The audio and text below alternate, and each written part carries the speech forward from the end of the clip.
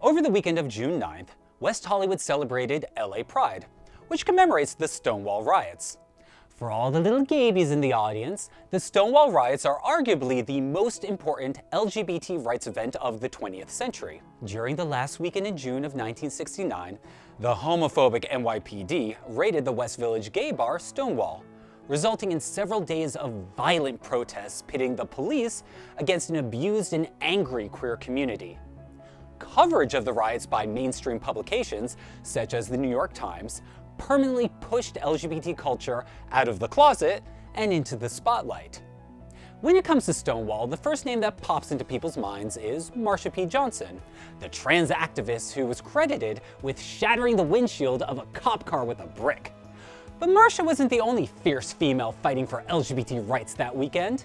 In fact, many credit the incitement of the riots to Stormé DeLarverie, a biracial butch lesbian who was nicknamed the Rosa Parks of the gay community. According to some eyewitnesses, after the raid, Stormé was roughly escorted from the bar to a police wagon, and she escaped repeatedly, fighting with at least 4 officers.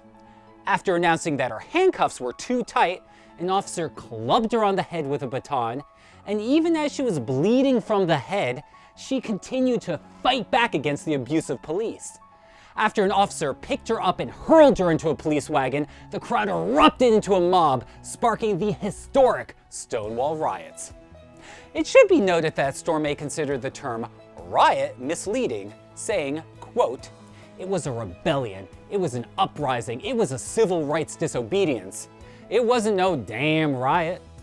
Now, I'm not saying Stormé's contribution to Stonewall was more important than Marsha's or vice versa. In fact, no single person is responsible for Stonewall. It was a group endeavor that included gays, lesbians, bisexuals, trans, drag queens, hustlers, and even straight allies. Representatives from across queer culture participated, which is the very definition of democracy. And at a time when the current administration refuses to even acknowledge the LGBT community during Pride Month, the need to recognize democracy is more important than ever, both in our country and in the LGBT community.